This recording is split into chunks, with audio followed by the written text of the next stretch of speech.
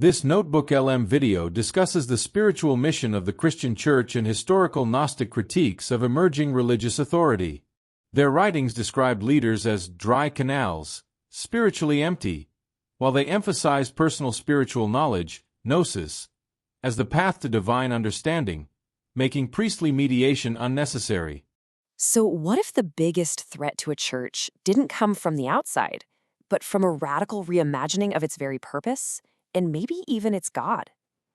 We're going to dive into a conflict from the earliest days of Christianity that really gets to the heart of faith and power.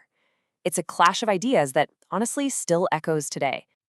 It all boils down to this, right? What is an organization like this for?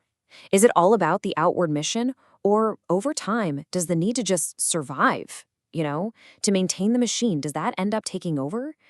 For the early church, this wasn't some abstract debate. It was a full-on battle for its soul. All right, so to really understand the conflict, we have to start with the foundation. For mainstream Christianity, the mission was meant to be super clear, rooted in a pretty powerful spiritual command. Now, this is a pretty radical idea when you think about it. The defining mark of this new community wasn't supposed to be a specific belief or a ritual or some fancy building. It was supposed to be a visible, actionable love for one another. That was going to be their ultimate proof of faith, their core identity. And this wasn't meant to be some exclusive, members-only club. Not at all. The mission was supposed to be huge, expansive, a universal love aimed at everyone, especially people on the margins. The church, in its ideal form, was designed to be the engine that drove that love out into the world. But here's where the tension starts to creep in, because you've got the ideal, the spiritual mission, and then you have the messy reality of running a large human organization. And here it is, the core tension laid bare. On the one hand, the mission is all about love and service. But on the other hand, survival requires money, property, influence. The classic critique then and now is that the practical needs of the institution on the right can slowly, quietly begin to starve the spiritual mission on the left. So while some folks were worried about these misplaced priorities, a completely different group came along with a much, much more radical challenge. They basically said the problem wasn't just how the church was operating, it was who it was worshiping in the first place. And this is where the Gnostics enter the story. Now, they weren't some single, unified group, but more like a whole collection of movements that had a radically different take on reality, on humanity, and even on God himself. Their entire philosophy really hinged on this idea of gnosis. Now, this isn't about book smarts or academic knowledge. Think of it as a direct, personal, spiritual aha moment.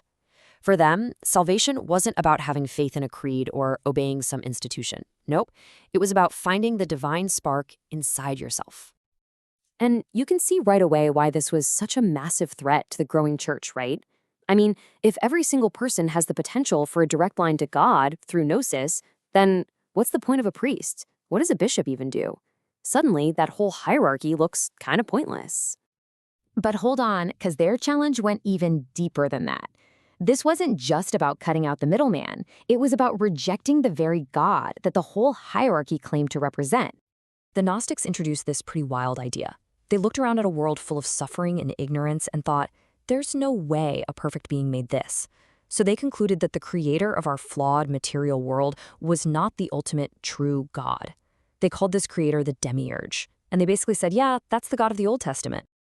In Gnostic texts like the Apocryphon of John, the demiurge is painted as this arrogant and, frankly, kind of ignorant character.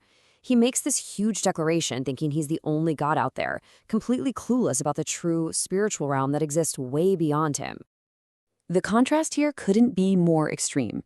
The Gnostics imagined a true God of pure spirit, totally separate from our messy material world. But the being who actually made this world, the demiurge, he was a flawed, lesser entity. And here's their shocking conclusion. The mainstream church was, without even knowing it, worshiping this inferior, ignorant creator. So, with a theology that radical, you can probably guess what came next. It led to a complete and total rejection of the established church and all its claims to authority. Their critique really stood on three main pillars. Theologically, they didn't just disagree with the church, they took a wrecking ball to its very foundation by demoting its God. Structurally, they challenged the all-male clergy, and many sources show women in prominent roles, a direct threat to the system being built. And finally, their whole methodology replaced blind faith with the hunt for direct personal knowledge. It put the individual right at the center of their own spiritual journey. And they did not mince words. In one Gnostic text, church leaders are dismissed with this incredibly powerful metaphor: dry canals. Get it? They look like they should be providing life-giving water, spiritual truth, but they're totally empty, barren, and in the end, useless. So really, when you boil it all down, the Gnostic path was about one thing: liberation. It was about freedom from the prison of the material world, sure, but just as important, it was freedom from the control of any outside religious authority. Didn't matter if it was a priest, a bishop, or a sacred book they thought was flawed. And that leaves us with the big question at the heart of this ancient fight, a question that is still so relevant today. Is spiritual truth found in the structures we build, the traditions we inherit, and the leaders we choose to follow? Or is it found through a personal, internal journey of discovery? Where does true authority really lie?